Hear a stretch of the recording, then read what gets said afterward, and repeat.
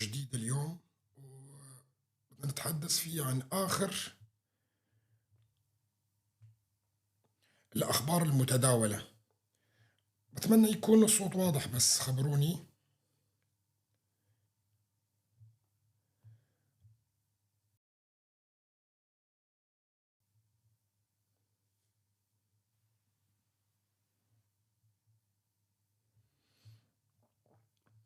ثواني بس.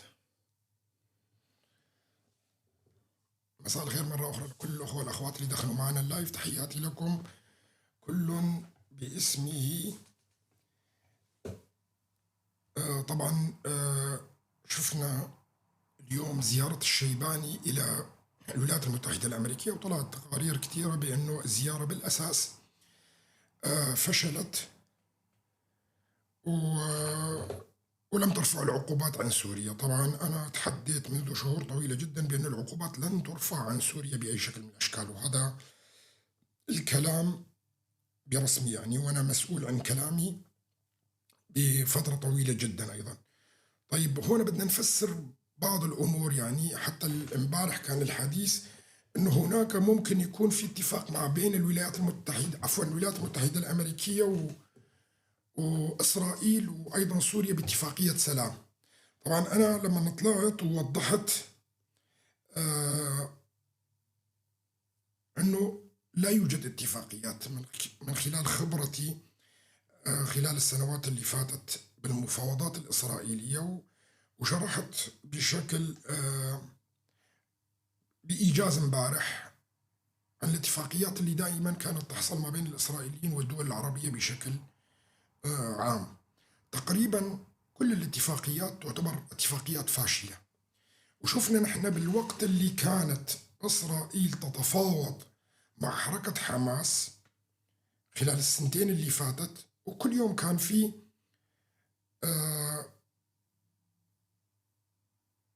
حديث طويل جدا. ما بيصير ما في صوت، ما أعتقد الصوت واضح. الصوت على كله نفس الشيء، الصوت كله نفس الشيء عم بيعطيني. على الفيسبوك في صوت يا أخوان؟ بس اكتبوا لي على الفيسبوك في صوت.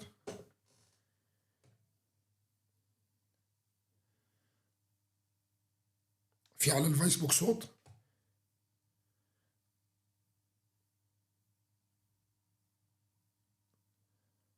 عم يكتبوا على الفيسبوك واضح.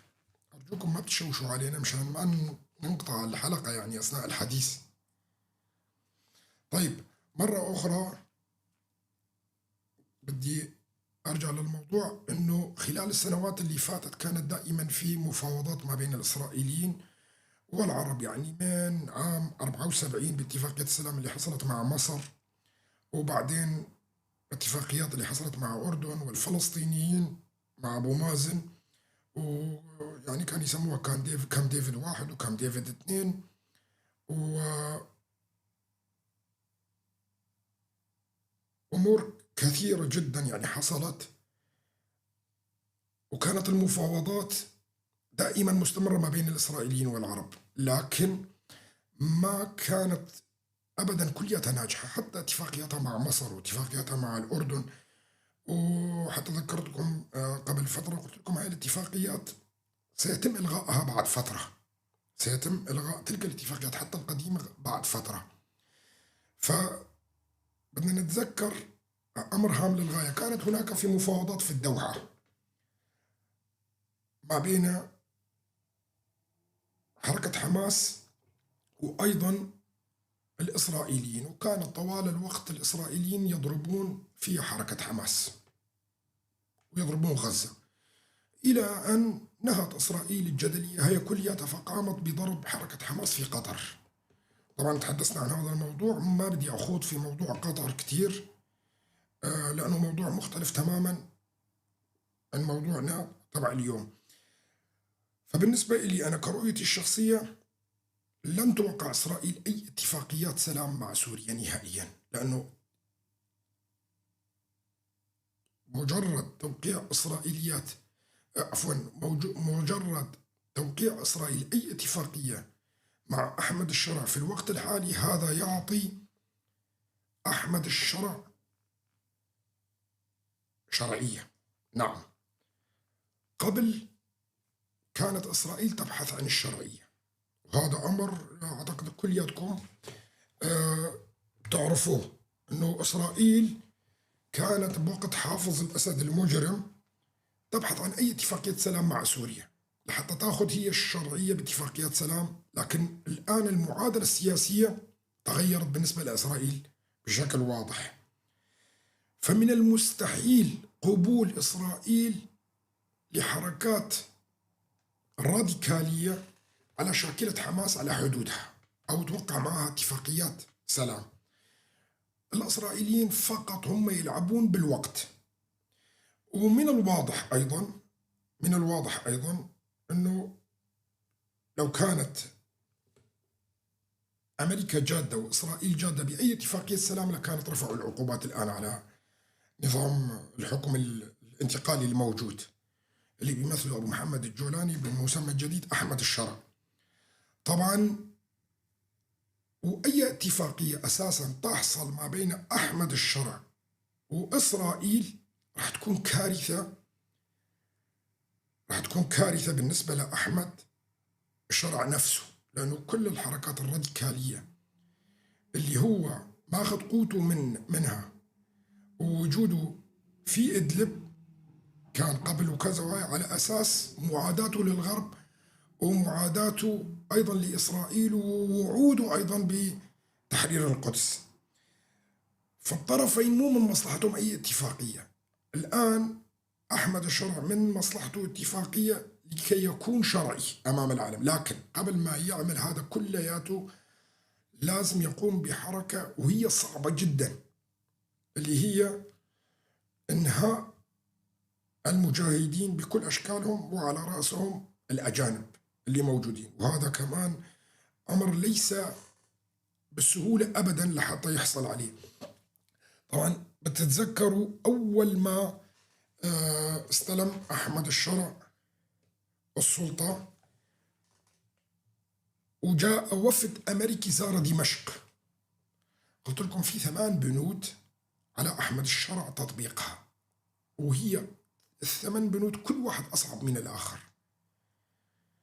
وأعتقد أنه الكثير من الأخوة المتابعين بيتذكروا تلك ال8 بنود واللي ما أعلنوا عنها نهائيا ولا شفناها بوسائل التواصل ولا بالوسائل الإعلام ولا بأي مكان. اليوم بنشوف نحن الوسائل الإعلام الأمريكية تطرح 6 شروط، هي من ضمن ال8 شروط اللي تحدثت لكم عنها سابقا. واحد منها محاربة داعش، 2 إنهاء كل الفصائل الجهادية أو الجهاديين الأجانب في سوريا، 3 تجريم حركة حماس وطاردها من سوريا، وهذا حصل، فلذلك ما ذكروا هذا، هاي بال8 اللي ذكرت لكم إياه سابقا. 3 إغلاق مكاتب الفلسطينيين في سوريا بشكل كامل، وهذا حصل أيضا، وهذا كمان استثنوا منها. باقي عندنا ال6 شروط الثانية التي لم تنفذ وهي هامة للغاية، اللي هي محاربة الأجانب اللي موجودين ومحاربة داعش. وهذا أمر بالنسبة لأحمد الشرع كارثي، لا يستطيع تطبيق ال2 مستحيل، لأنه كل الجهاديين اللي موجودين راح ينقلبوا عليه. هذا أمر خطير للغاية. 2 حقوق الأقليات ودمجها في الحكومة. 3 هاي حقوق الأقليات ودمجها في الحكومة ومصر عليه الولايات المتحدة الأمريكية. وعندك تنازل عن الجولان والجنوب السوري، وتحدثت عن هاي مطولا أيضا، واتفاقية سلام مع إسرائيل، ومن بعد الاتفاقيات الإبراهيمية. طبعا هدول كلياتها أصبحت بنود واضحة بالنسبة للأمريكان لرفع العقوبات عن أحمد الشرع. يعني لا يمكن رفع العقوبات بأي شكل من الأشكال عن أحمد الشرع. طبعا بده يجي هلا كثير من الناس بده تتساءل، طيب تصريحات باراك وبراغماتية باراك وتقلب ما بين التصريحات هنا وهناك. أنا قلت لكم باراك هو مقاول، وشايفينه أنتو صاير مثل ما بيسمونه بالعامية مفتاح سيارة أو كرت سيارة أحمد الشيباني والجولاني، وين ما بيروحوا أي اتفاقية مع خليج مع كذا موجود باراك، كأنه المندوب السامي هو حاكم سوريا الفعلي. هلا هنا هذا على المستوى الخارجي عم أتحدث فيه، ما عم أحكي فيه على مستوى الداخلي وشو عم يصير والحركات الراديكالية والجرائم اللي بتحصل في الساحل والجرائم اللي حصلت في السويداء. لا، هذا ما بحكي عنه. أنا بحكي لكم عن المناقصات اللي عم تحصل على المستوى الدولي واللي بيكون باراك موجود فيها دائما، وأي لقاءات أيضا موجود فيها. طيب، مثل ما قال الأستاذ ألدار خليل اليوم، باراك لا يعلم بالوضع السوري بشكل كبير، وكانوا في مجموعة من الدبلوماسيين اللي كانوا بيزودوا باراك بالتقارير وكان مقرهم باسطنبول. طبعا نحن من خلال خبرتنا في السنوات اللي فاتت كلياتها نعلم كيف يعمل الميت التركي وكيف يشتري الولاءات، سواء كانوا معارضة ولا دول ولا وسائل إعلام ولا وسائل تواصل اجتماعي، وحتى على مستوى الأفراد والأشخاص اللي موجودين في جميع أنحاء العالم. وهذا أمر شرحناه بكثير مواقف. ومن أسهل الناس اللي يمكن شراعهم، وهنا أتحدث فيها بالسياسة التكتيكية في الولايات المتحدة الأمريكية وليست السياسة الاستراتيجية، أنه الأمريكيين قادر أي إنسان يشتريهم بكل سهولة.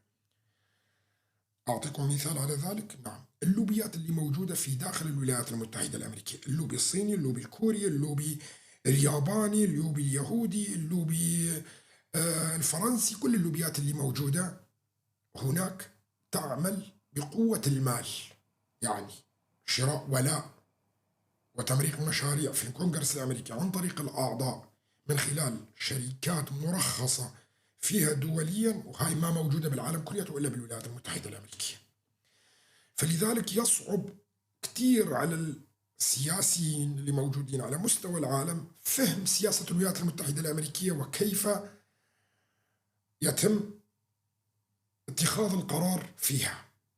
ولذلك أنا من فترة طويلة بشرح لكم كيف هي سياسة الولايات المتحدة الأمريكية، وشرحت لكم السياسات التكتيكية والسياسات الاستراتيجية بالنسبة للولايات المتحدة الأمريكية. يعني بالنسبة لوجود الولايات المتحدة الأمريكية في الشرق الأوسط هو سياسة استراتيجية، دعم إسرائيل هو سياسة استراتيجية، دعم تركيا هي سياسة تكتيكية، الوقوف إلى جانب شرق الفرات خلال السنوات اللي فاتت كانت سياسة تكتيكية وتحولت إلى استراتيجية. عندما يقوم الكونغرس الأمريكي بتغيير هؤلاء الدبلوماسيين اللي كانوا يمدون باراك بالتقارير، هذا يدل على ماذا؟ على أنه غير راضين بالأساس على تهم باراك وعلى تصريحاته وتصرفاته اللي كانت تحصل. فلذلك قاموا بتبديل الطاقم. ونحن بنعرف بالولايات المتحدة الأمريكية ما بيبدلوا السياسيين، يعني السياسيين الكبار وكذا ما بيبدلوا بالطريقة مهينة. فمن بدال ما يقيلوا باراك ويطلعوا انه صديق الرئيس واساسا هو مستشار الرئيس ترامب بصورة صغيرة، لا، بنبدل اللي حواليه وبنقول انه اللي كانوا بيمدوا تقارير ما كانوا بيعرفوا. وهاي السياسة اللي بتتبعها الولايات المتحدة الأمريكية دائما. لذلك الآن بعد رجوع باراك رح نشوف التصريحات رح تكون نوعا ما تدريجيا تتبدل، تصريحات باراك، ورح يصير ضمن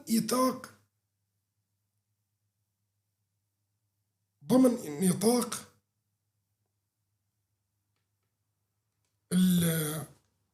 السياسة الخارجية الأمريكية، ضمن نطاق سياسة الخارجية الأمريكية. لا يمكن أنه تبتعد عن السياسة الاستراتيجية اللي ترسمها الولايات المتحدة الأمريكية. طيب، صدر أمرين هامين للغاية من الكونغرس الأمريكي خلال الفترة اللي فاتت القصيرة. أول شيء مسألة انسحاب القوات الأمريكية من سوريا سحبت من يد الرئيس وأصبحت بيد من؟ بيد الكونغرس الأمريكي. 2. مستشارين تم تبديل مستشارين باراك خلال الفترة نفسها أيضا، ما في بيناتهم فوارق كثيرة. طيب راح يسألني واحد الآن إنه شو له علاقة بزيارة الشيباني وتبديل هؤلاء؟ ما له علاقة نهائيا، لأنه تبديل هؤلاء كان متخذ في قرار قبل شهر. تبديل هؤلاء كان متخذ في قرار قبل شهر، نفذ نهاية الأسبوع اللي فات. والشيباني امبارح كان في الولايات المتحدة الأمريكية. إذا القرار هذا ما له علاقة بزيارة الشيباني نهائيا إلى الولايات المتحدة الأمريكية. طبعا برجع على موضوع أيضا الحديث بوسائل الإعلام عن أنه اتفاق أمني ممكن يحصل ما بين إسرائيل وحكومة الجولاني، وأنه شبه في اتفاق وكذا. يتمنى الجولاني أنه يحصل على اتفاق سري مع إسرائيل على شاكلة الاتفاقيات اللي كانت موجودة بين حافظ الأسد وإسرائيل في السنوات العديدة اللي أبان حكم حافظ الأسد. لكن إسرائيل ما بتعطي هذا الاتفاق. هو يتمنى أنه يحصل على اتفاق سري ما بينه وتعود إسرائيل على حدود 74. على الأقل عودوا مثل ما كنتوا جولان وهاي كلياته ما عندي مشكلة فيها كلها. جنوب السوري أنزع لكم السلاح كمان ما في مشكلة نهائيا. السويداء بدها تصير فيدرالية، حكم ذاتي، أي من هالأمور هاي كمان ما عنده مشكلة. وبتشوفوا أنتوا الحرب الخاصة اللي بيسويها هو بالتعاون مع المخابرات التركية وتسريب بنود ما لها أي أساس من الصحة بتاتا. يعني بيتحدث أنه هناك شرطة مدنية أمن عام ممكن يدخل المنطقة الفلانية منزوعة السلاح، مع أنه حتى الدعاية الإعلامية اللي عم بيقوم فيها الجولاني بذات نفسه ويضحك فيها على الشعب السوري هي أيضا لحالها مخزية. حتى البنود هاي مخزية. فبيقول لك يعني بهذا الخزي ممكن أنه الشعب السوري أنه يقبل، باعتبار أنه الوضع الاقتصادي مزري جدا. فأنا بأكد لكم كل الاتفاقيات اللي بيتحدثون عنها في الإعلام السوري وأنه في اتفاقيات وفي كذا، هذا الكلام كله ليس له أساس من الصحة. بده يطلع واحد بيقول لي ما نشرها العربية، ما نشرها القنوات الإعلامية الفلانية. كم من خبر شفناه بالقنوات هاي كلياتها كانت لصالح الأتراك في السنوات اللي فاتت كلها وما كانت حقيقي. وهذا أمر بدنا نحطه دائما في عين الاعتبار، إنه الأتراك يستطيعون شراء خبر بكل سهولة أو تسريب خبر بكل سهولة مقابل المال، وهذا عملوه على السنوات اللي فاتت كلياتها. وأكثر الناس خبرة بالحرب الخاصة التركية اللي بتقوم فيها هم الكرد. الكرد هم أكثر الناس الخبراء في الحرب الخاصة التركية وما بيصدقوا. طبعا هنا أنا ما بدي أحكي على الشعب العامي، لا ما عم بحكي على الشعب العامي، أنا بحكي على السياسيين الكرد، لأنه عندنا تجارب بكل الحركة التحرر الكردية اللي موجودة مع الأتراك ومع حربهم الخاصة، تجارب مريرة وسنوات طويلة جدا، ودفعنا أثمان كبيرة جدا لحتى فهمنا سياسة الحرب الخاصة اللي بتقودها الأتراك. فما بقى تمشي علينا نحن كالسياسيين الكرد بشكل عام. أما بالنسبة للأخوة العرب بعضهم يصدقون بشكل كبير الإعلام العربي المبيوع من الأتراك. طيب أنا بذكركم بالعام 15 و16 و17 و18 و19 كاد الإنسان العربي في كل مكان يظن بأنه أردوغان هو المهدي المنتظر. نعم، كنا نشوف هاي الكلام بكتير من وسائل التواصل الاجتماعي، من خلال حديث الناس في الشوارع، من خلال وسائل الإعلام بكل مكان. يعني صور للعرب بأنه هو المهدي المنتظر اللي جاي يحرر القدس ويحرر العرب كلياتهم ويقيم الخلافة الإسلامية. وحقيقة استطاع الإعلام التركي والميديا العربية المباعة الرخيصة أنه تروج كل هاي الترويجات على الشعوب العربية كلياتها والإسلامية. فكنا نشوف ناس في الهند مسلمين يهتفون باسم أردوغان، وفي باكستان يهتفون باسم أردوغان، وفي أيضا المغرب العربي يهتفون باسم أردوغان، في ليبيا، في الجزائر، في مصر، في كل مكان كان يظنون بأنه أردوغان هو المخلص أو المهدي القادم ليخلص الأمة الإسلامية كلياتها من كل اللي فيها. وفي حقيقة الأمر ما كان أردوغان إلا عميل للغرب، وإلى الآن أيضا، وبينفذ المشاريع المطلوبة منه على قدم وساق إلى الآن أيضا، مشان تعرفوا هذا الموضوع. وكل ما يتحدث فيه هو كان كذب وهراء، لدرجة أنه الشعب التركي ما بقي يصدقوه أساسا. وأنتم شايفين الشعب التركي يعني شعبيته أصبحت في استطلاعات الرأي الأخيرة في الحضيض. يعني إذا تقدم لأي انتخابات الآن لن ينجح فيها حزب العدالة والتنمية، خصوصا أردوغان نفسه. وهذا أمر هام للغاية اللي كثير من الأخوة العرب إلى الآن مخدوعين فيه. طبعا الأخوة العرب في الدول العربية الأخرى أصبحوا أكثر وعي وإدراك، لكن السوريين اللي موجودين في سوريا إلى الآن يظنون بأنه أردوغان هو المخلص اللي بعثه الله للأمة الإسلامية. حقيقة إلى الآن بيفكروا نفس هذا التفكير. طبعا هنا ليش وضحت هاي النقاط؟ لحتى أوضح لكم أسلوب الحرب الخاصة اللي بيتبعوا المخابرات التركية واللي بتروج لأحمد الشرع نفسه. كم من مشاريع اقتصادية واتفاقيات وغاز أذربيجاني وبده يشق البحر ويجيب النهر، والكلام اللي شفناه كلياته. وتم الترويج لأحمد الشرع وللشعب السوري بأنه هذا الرئيس اللي كان ينتظره الشعب السوري كلياته، لدرجة أنه كل العرب السنة اللي موجودين تقريبا انخدعوا بالإعلام اللي كانت تروج له المخابرات التركية وتلمع صورة الجولاني والتحويل من أبو محمد الجولاني إلى أحمد الشرع، مع أنه ماضيه هذا هو كله جهادي وما بيفرق لا عن أبو بكر البغدادي ولا بيفرق عن الزرقاوي ولا كل هؤلاء المجرمين اللي سبقوه قبل. وهي حقيقة.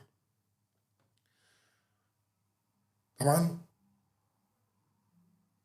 الأمر المهم جدا اللي بدنا نفهمه الآن، طيب بعد العقوبات هاي اللي ما راح تنرفع والوضع الاقتصادي أصبح في طريق مسدود، وانسحاب المملكة العربية السعودية تقريبا من كل الاتفاقيات أو مذكرات التفاهم الاقتصادية اللي حصلت، وأخذت المملكة العربية السعودية الآن أشواط. وأنا كثير من المناسبات قلت لكم ترى دور المملكة العربية السعودية هو مؤقت، وشرحت لكم أيضا دور المملكة العربية السعودية في كل دول الربيع العربي سابقا، وبأنه في سوريا أيضا لا يختلف دورها أبدا.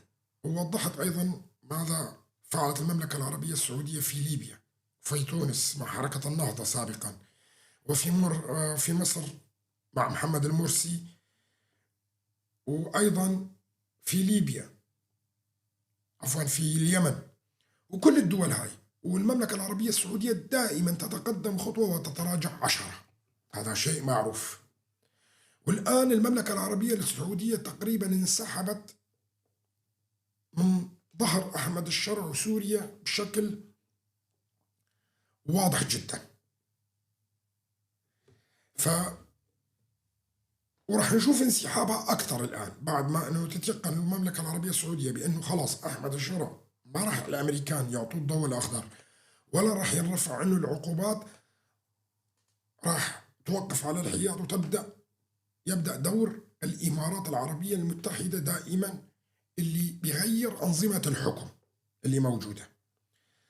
طبعا بدنا نوصل لنتيجة مهمة للغاية، أنه عمر أحمد الشرع يبدو أنه يشارف على النهاية.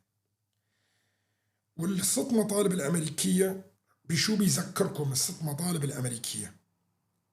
محاربة داعش، طرد الجهاديين الأجانب.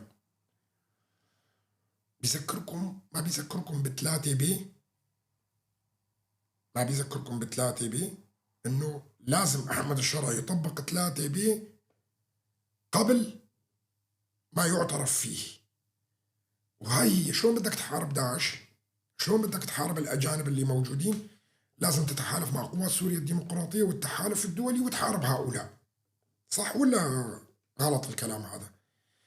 هل يستطيع أحمد الشرع تطبيق 3 بي ومن بعدها المرحلة تدخل سوريا بالمرحلة الرابعة؟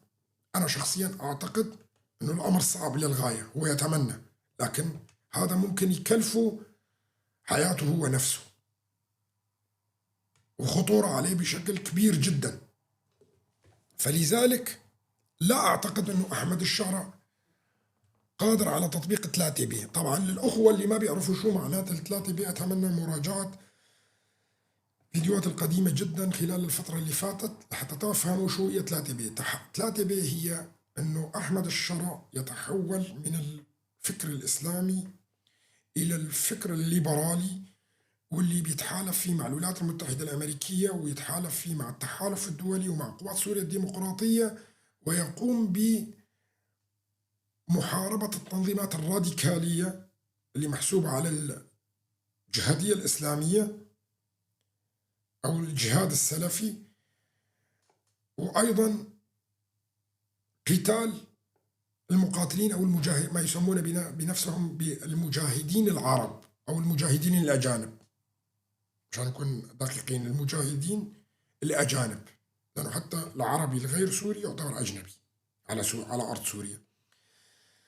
فهنا أمر في غاية الصعوبة بالنسبة لأحمد الشرع، فهو بين مفترقين، يبدو يعيش الحالة المعزولة والدولة الضعيفة والهشة والجوع والفقر بالنسبة للشعب السوري، ويحصل فيها انقلاب على أحمد الشرع في المستقبل، أو بده يتحول إلى الحركات الجهادية الراديكالية ويرجع يلبس القلابية الأفغانية، وتحدثنا عن هذا الموضوع كتير، أو بده يتعرض للاغتيال، أو بالنهاية بده يهرب، ما في حل آخر أمامه.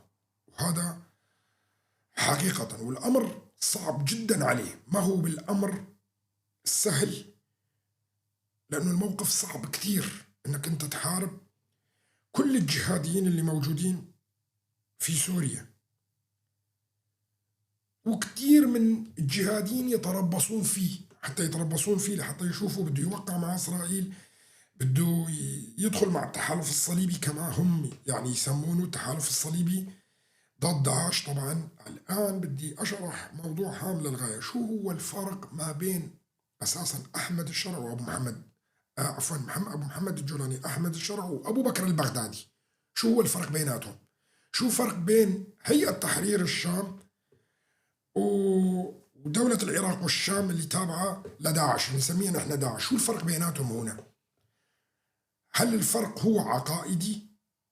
أبدا، ما في فرق بالعقيدة بين الاثنين أبدا، اثنيناتهم يتبعون الجهادية السلفية، لكن الصراع ما بيناتهم كان صراع سلطوي على السلطة، ما كان صراع عقائدي. يعني يظن أن هيئة تحرير الشام بأنه داعش هم من الخوارج وهم يعني إسلامي متشدد، لا أبدا، نفس المبادئ تماما، لكن هو الصراع على السلطة. وممكن كانوا أقل حدة مع الأقليات الثانية اللي كانت موجودة، مسيحيين أو كانوا دروز في منطقة إدلب وهاي، لأنه ما كان في أقليات بالأساس كتير، يعني بالمناطق اللي سيطر عليها هيئة تحرير الشام ما كان في أقليات كتير. يعني هو سيطر على إدلب، يعني الكرد فيه قليلين كتير ويمكن غادروا إدلب، وكان في كم قرية درزية موجودة، ما في كتير أقليات وكذا حتى نقول والله أنه هذول كانوا أفضل بالنسبة للأقليات، لكن ثبت بالنسبة للأقليات هم أسوأ من داعش. طبعا بالمجازر اللي حصلت في الساحل، بالأحداث اللي حصلت في السويداء، وشفنا الإجرام اللي حصل كلياته، قد ما قدروا يعني حبوا يغطوه ما يقدروا يغطوه، لأنه واضح أصبح لو طالع الآن أمام العالم كلياته ما تغطى هذا كلياته. هلا بده يجي واحد ويقول لي انه احمد الشرع ما له علاقه، هذول كانوا عشائر، وهذا روايه احمد الشرع اللي تنصل منها وحطها في رقبه العشائر. لا، ما في فرق بين احمد الشرع وابو بكر البغدادي ولا شيء نهائيا، فقط صراعهم اثنيناتهم على السلطه، وهذا امر ما بيقدر يخبيه حدا نهائيا. يعني مهما حاولوا الاتراك ولا الحكومة السورية الحالية ولا تلميعه، لا يمكن تلميعه نهائيا، لأنه ماضي هو ماضي تنظيم القاعدة، واللي بيحمل هذا الفكر هذا فكر أيديولوجي، لا يمكن لإنسان أنه يغير فكره. هذا الفكر اللي بالأساس يعتبر كافر بالنسبة لهم وبالنسبة لكل اللي بيحمل هذا الفكر. فلا يستطيع أحمد الشرع الخروج من ثوب تنظيم القاعدة أبداً. وبنشوف هو البراغماتية تبعيته اللي بيحاول فيها انه يضحك على الغرب. يعني انا يعني الى الان ما سمعناه حكى عن الديمقراطية، وما سمعناه حكى عن البرلمان او كلمة البرلمان جابها نهائيا. هو مجلس شورى تم تعيينه تعيين، وبيخدع الغرب بانه في شوية ديمقراطية. طيب الفكر الجهادي السلفي بيكفر كل الحركات كما يدعون الحركات الباطنية، ولا يمكن القبول بأي شكل من الأشكال بالكفرة حسب مفهومهم هم. الكفرة مين؟ هم الأخوة الدروز، العلويين، المراشدة، كلياتهم، إلا الذميين اللي بالنسبة لهم هم المسيحيين. بس كمان بالنسبة لهم المسيحيين أيضا مشركين. ليش؟ لأنه يعبدون الصليب، يسمونهم عباد الصليب، فهذول ممكن يفرضوا عليهم الجزية. لكن بمفهوم السلفية الجهادية يجب قتل جميع الأقليات اللي موجودة، لأنه هذول كفروا ومرتدين، وعندهم بمبدأهم يستتاب 3 أيام، وإن أعلن إسلامه تركوا، ما أعلن إسلامه يقتل. يعني حتى الجزية ما تنقبل منهم، يعني الجزية ما بتنقبل من أخوة العلويين، والجزية ما بتنقبل من الدروس. فلذلك هؤلاء من المستحيل أنه يستطيعون التعايش مع الأقليات بأي شكل من الأشكال. وطبعا بدي أرجع للبنود الستة اللي طلبتها الولايات المتحدة الأمريكية، أنه إشراك كل الأقليات في منظومة حكم جديدة في سوريا، وهذا لا يستطيع تطبيقه نهائيا، لأنه المبادئ العقائدية اللي موجودة عندهم من 7 المستحيلات. طبعا هلا بدي أجي وأجاوب على سؤال يراود الكثيرين في أدمغتهم. طيب الولايات المتحدة الأمريكية وعلى رأسها إسرائيل ما بتعرف هذا التنظيم أنه مستحيل يستطيع أن يطبق كل المطلوب منه الستة؟ لا، يعرف، ويعرف ما يقدر يطبق. طيب شلون بدها تكتمل مهمة أبو محمد الجولاني في تقسيم سوريا بالأساس؟ يعني رح يجوا الأمريكان يقولوا لأبو محمد الجولاني يلا خلينا نقسم وكذا وأمام العالم كلياته، بالله يحتاجون إلى ذراع هم وإسرائيل حتى يقسموا سوريا كلها. طبعا يحتاجون إلى ذراع، هم عارفين إنه ما تقدر تطبق، فأنت رايح على مكان آخر وهي تجزئة سوريا وتقسيمها أكيد. فالشروط اللي طلبوها من أبو محمد الجولاني هم على يقين تماما لا تستطيع الحكومة الانتقالية تطبيقها بأي شكل من الأشكال. فلذلك مضطرة سوريا ذاهبة للتقسيم لا محالة.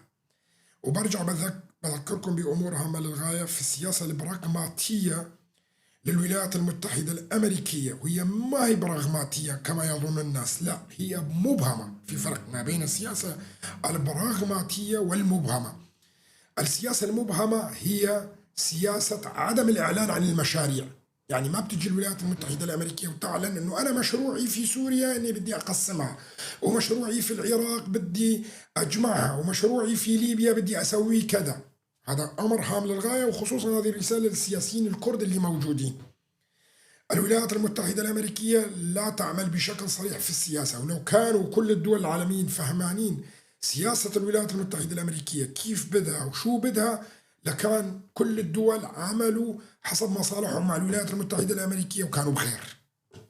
وهذا أمر هام للغاية. في السياسة لا تقول الولايات المتحدة الأمريكية ما هو المطلوب منك، هذا أمر كمان مهم جدا. يعني الكورد الآن يقولوا لك الولايات المتحدة الأمريكية غامضة، ما معروف، حليفتنا في محاربة داعش، لكن المشاريع السياسية والأمور الثانية ما عم تكشف لنا إياه. هذا أمر طبيعي جدا، وهذا واضح. عليك أنت أن تعرف ماذا تريد. وهنا مهمتي أنا أني قراءة عقول هؤلاء، وأنا أقول لكم ماذا تريد. الولايات المتحدة الأمريكية تريد تقسيم سوريا لا محالة، هذا أمر طبيعي، وذكرت لكم إياه كثير ومئات المرات أيضا بأن إسرائيل هي من تحكم الولايات المتحدة الأمريكية وليس العكس. وأنتم يمكن ملاحظين هذا الأمر خلال الفترة اللي فاتت بشكل أكبر، هذا بشكل أكبر.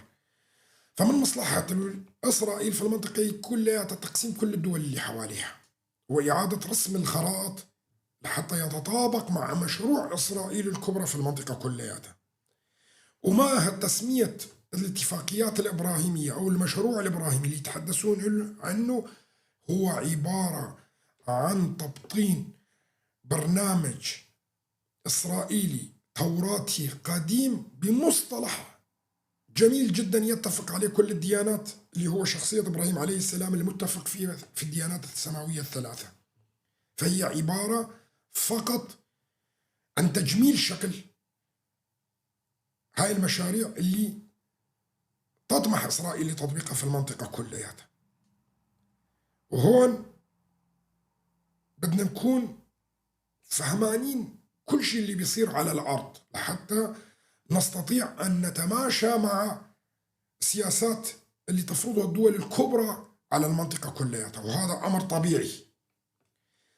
وبرجع بذكر بأمر هام للغاية، كل من يقف ضد المشاريع هاي سيستثنى مستقبلا من تلك المشاريع. صراحة أنا بقول لكم إياه.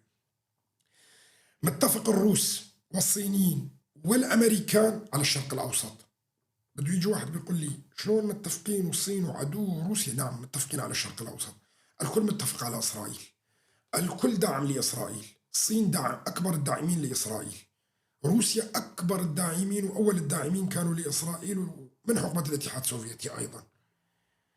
أمريكا من أكبر الداعمين لإسرائيل وأنتم عم بتشوفوها. والآن صفقة 60 مليار دولار الجديدة.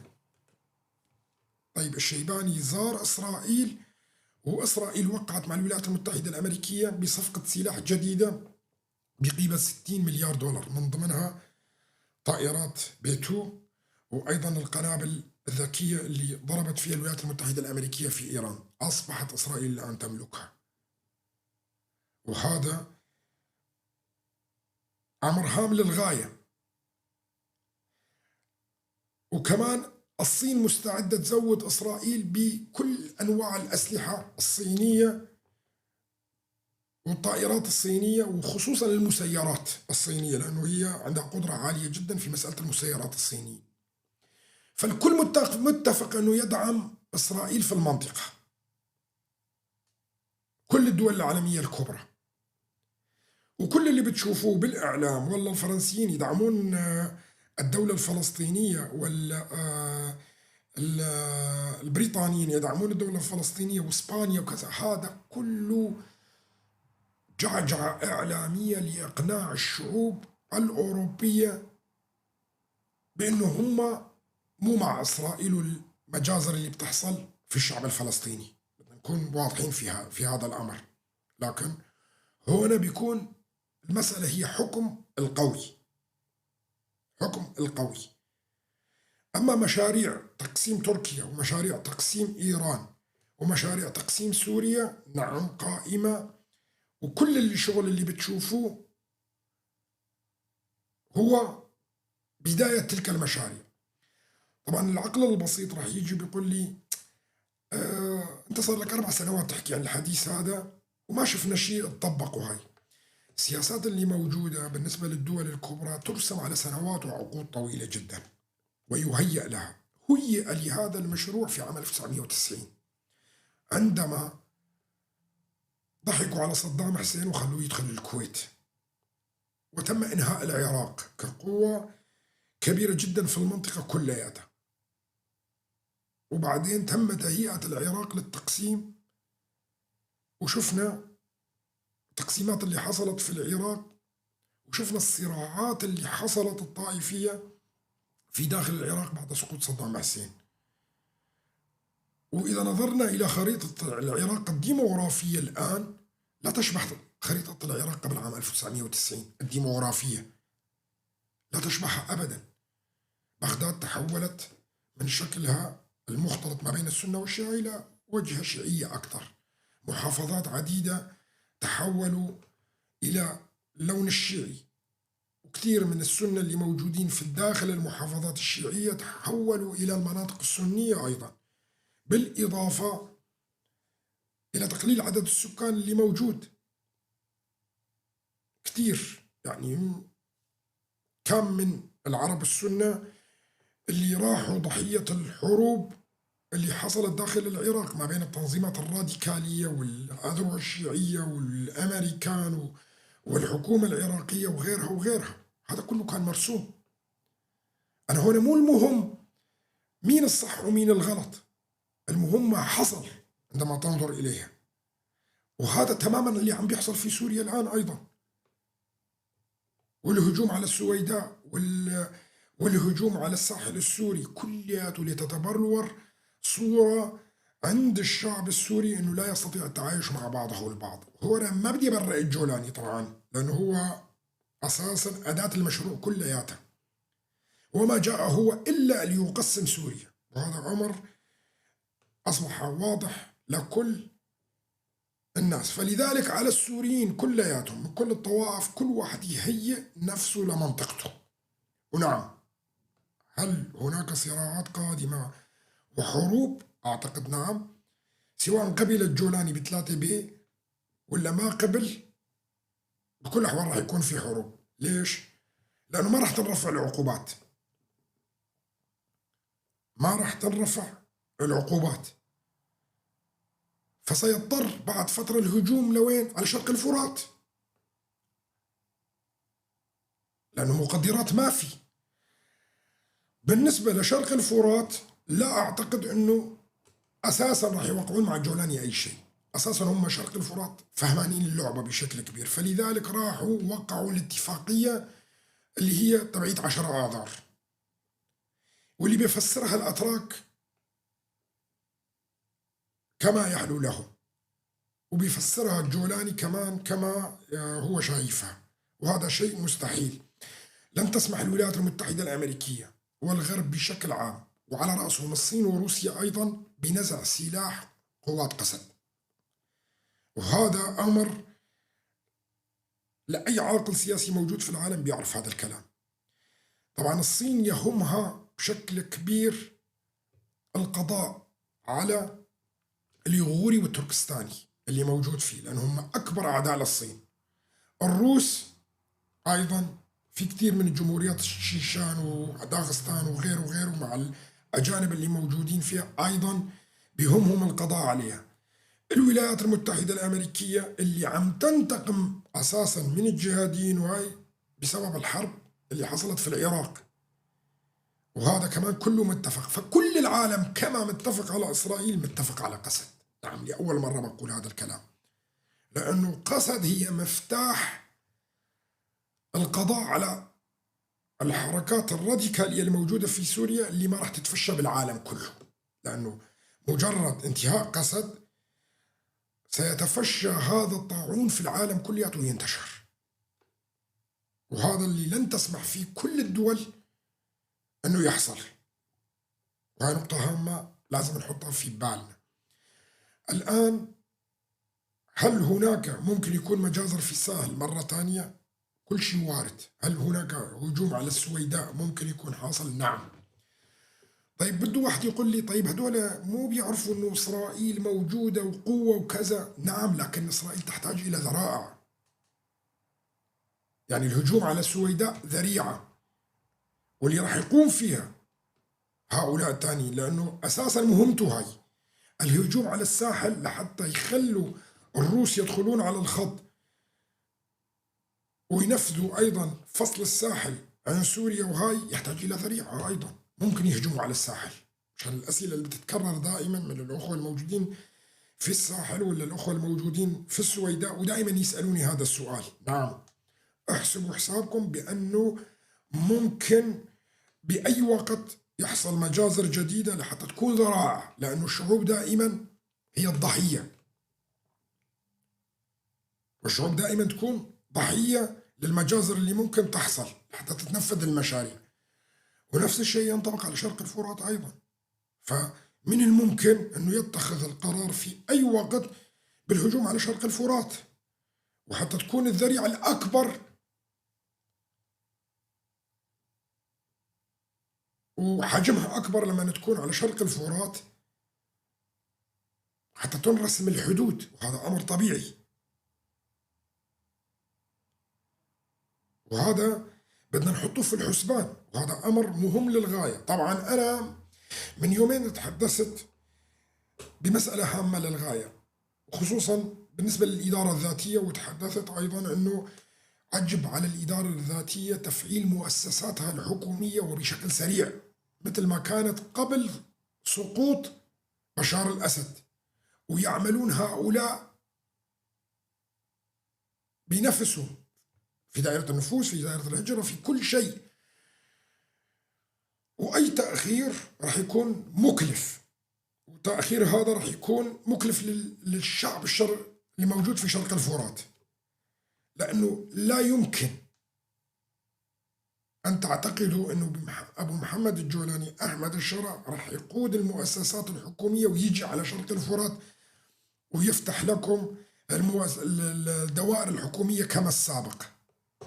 هذا يختلف، هذا مو بشار الأسد. وهنا أنا ما بدي أقارن بين بشار الأسد وأبو محمد الجولاني، الاثنين أسوأ من بعض. لكن هذاك كان رئيس، ورئيس حتى ولو بانتخابات انتخابات غير حقيقية خلينا نقول، لكن كان الرئيس يمثل نوعا ما فترة معينة الحكومة الشرعية في سوريا، على الأقل قبل 2011، وهو ابن رئيس. لكن هذا الثاني ابن مين؟ هذا الثاني اللي اجى ابن مين؟ ما حدا بيعرف. وتابع لتنظيم القاعدة، وجاي بمهمة في الإدارة الذاتية اللي موجودة في شمال وشرق سوريا. عليكم التفكير بشكل سريع، وعدم الاعتماد على أنه ممكن بكرة يصير اتفاقيات ولا ما يصير اتفاقيات. هذول فاقد الشيء لا يعطيه، وهذول غير شرعيين. وبالنسبة لأول الخطوات اللي تمت هي عدم رفع العقوبات من الولايات المتحدة الأمريكية على حكومة الشرع. هذا مؤشر واضح وسريع بأنه لا تعتمدوا على أحمد الشرع ومؤسساته، بالأساس هو معاقب وعليه عقوبات أمريكية وأوروبية وعربية ومن كل الدول العالم. فأنتوا شلون بدكم تعملوا اتفاقيات مع هؤلاء وتيجي المؤسسات الحكومية والخدمية والكذا وهاي؟ ابنوا مؤسساتكم لوحدكم، وحافظوا على سجلاتكم، وانتظروا خلال السنوات الفاتة القادمة لأنه الموضوع يحتاج إلى سنوات. موضوع ما هو موضوع يوم ويومين وشهر وشهرين، لا، رح ياخذ سنوات عديدة جدا لحتى تبين الخارطة السياسية اللي موجودة في سوريا، وترسم الخرائط الجغرافية أيضا على الأرض السورية.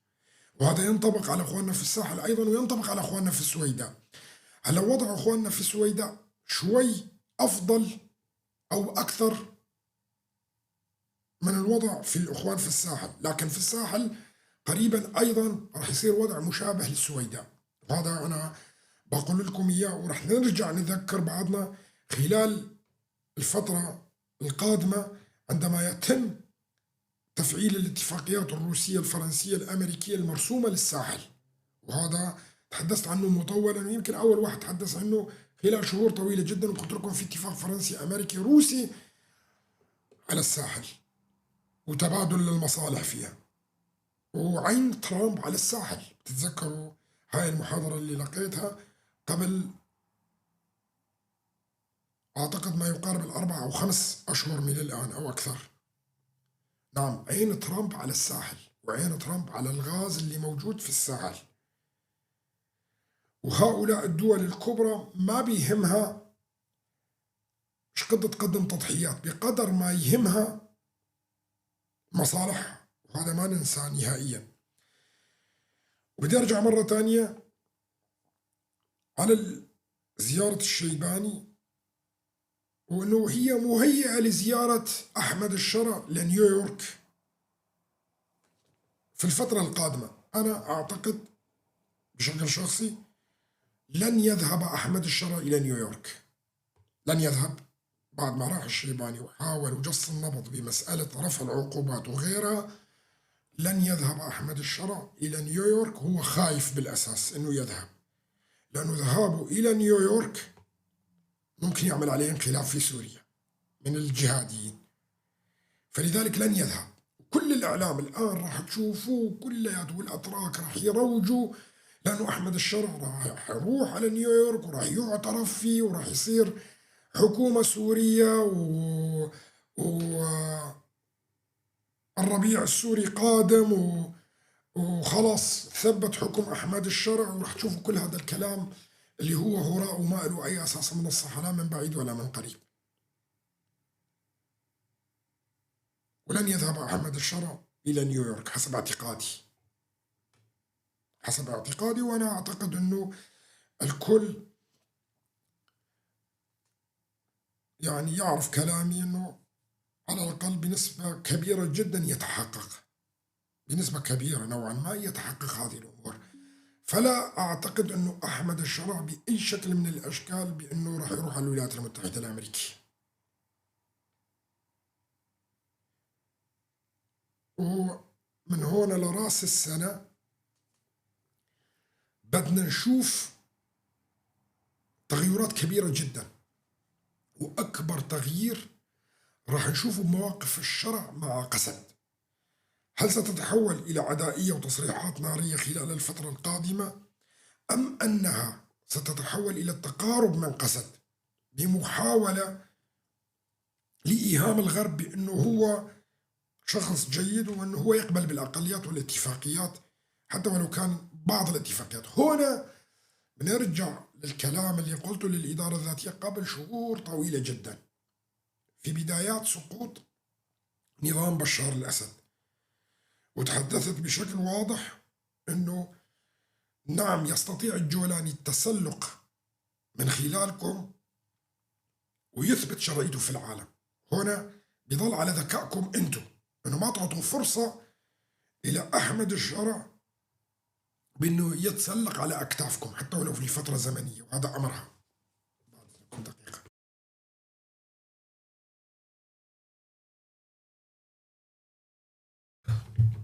وهذا أمر هام للغاية جدا، لأنه راح يحاول أحمد الشرع عن طريق الأتراك أيضا لتوقيع بعض الاتفاقيات ومذكرات التفاهم مع شرق الفرات لإيهام العالم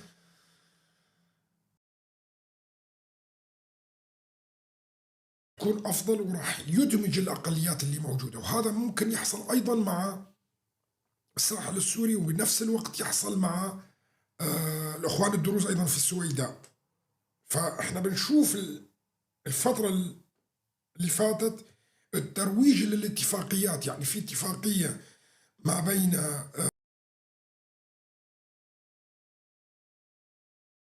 وأحمد الشرع وإسرائيل أنه على الجنوب السوري، وأوهموا الناس بالمسائل هاي كلها. هاي واحدة من اللعبات اللي بيقوم فيها الميت التركي بالتعاون مع أحمد الشرع. لكن الأخوان في السويداء صاحيين أكثر لهذا الموضوع، خصوصا خلفهم الدولة الزرقاء. لكن الأخوة اللي موجودين في الساحل ربما يقعون في خديعة الجولاني، ربما هنا أتحدث فيها. وأهم شيء هي وحدة الصف. يعني احنا شفنا إعلان على آه، مجلس سياسي للأخوة الموجودين في الساحل، بس ما شفنا منهم أي تصريحات أو حركة أو كذا أو حتى بيان صحفي خرجوا فيه على الإعلام بالصوت والصورة وتحدثوا بشكل واضح. وهذا كمان خطأ استراتيجي كبير يقوم فيه إخواننا الموجودين في الساحل. يجب عليهم الخروج بشكل واضح ويكون لديهم متحدثين باسم مجالسهم اللي موجودة وما هي متطلباتهم بالنسبة للدول العالمية كلياتها. وهذا أمر هام للغاية ما شفناهم، غير أنه الشيخ غزال الغزال يخرج في تصريح هنا وهناك، وبعض الناس المثقفين يعني في أوروبا يخرج يعني كمان خجولة، بخروج خجول لا يمثل أساسا إخواننا الموجودين في الساحل. وهذا أمر هام للغاية، وأتمنى من الأخوة في الساحل يتداركوا هذا الموقف. ما حدا راح يجيب لكم حقوقكم، ما حدا راح يجيب لكم حقوقكم إذا ما أنتم طالبتوا فيها. وأن العالم كله مصالح.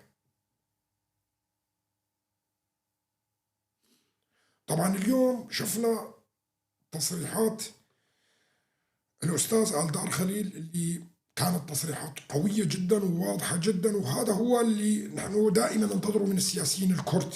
السياسيين الكرد على مستوى عالي جدا حقيقة في العلوم السياسية، وعلمتهم التجارب خلال السنوات اللي فاتت بشكل كبير، وأصبحوا كل واحد منهم مدرسة. صح السياسات الدولية صعبة جدا، والسياسات اللي متعلقة في الولايات المتحدة الأمريكية والدول العظمى ومشاريعها صعب جدا، وتحتاج إلى وقت طويل لحتى تدرك أنك تفهمها. وهذا أمر طبيعي، لأنه كل الدول العالمية لو تفهم سياسة الولايات المتحدة الأمريكية وسياسة البريطانيين اللي حصلت وقسمت الكرة الأرضية كلها، ما كان حصل اللي حصل. وكل وحدة كان حطت الدول هاي في عين الاعتبار مصالحها مع الدول ومصالح الدول، وهذا النقطة الفارقة. فنحن أيضا جزء من هذا العالم. نعم صعب.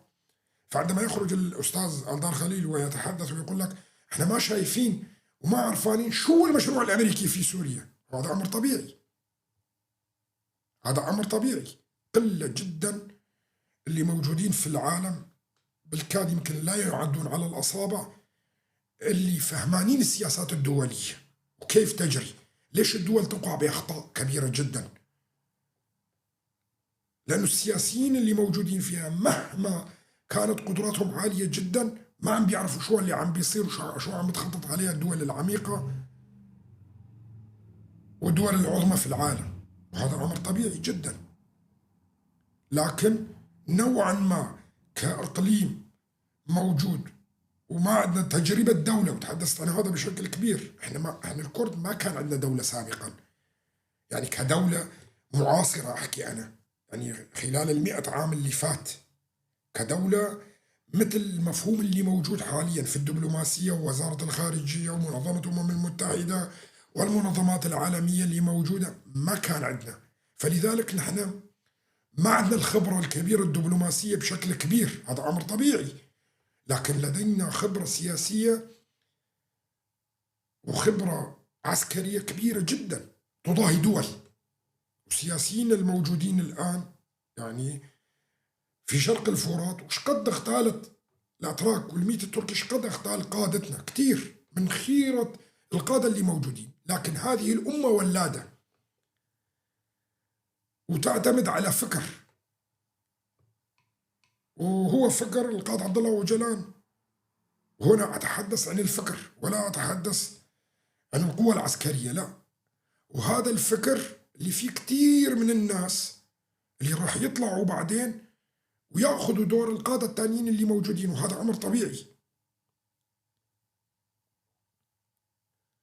ففهم السياسات الدولية بجنبك كوارث كتير. وأشكركم كل الأخوة المتابعين اللي كانوا موجودين على الفيسبوك واليوتيوب.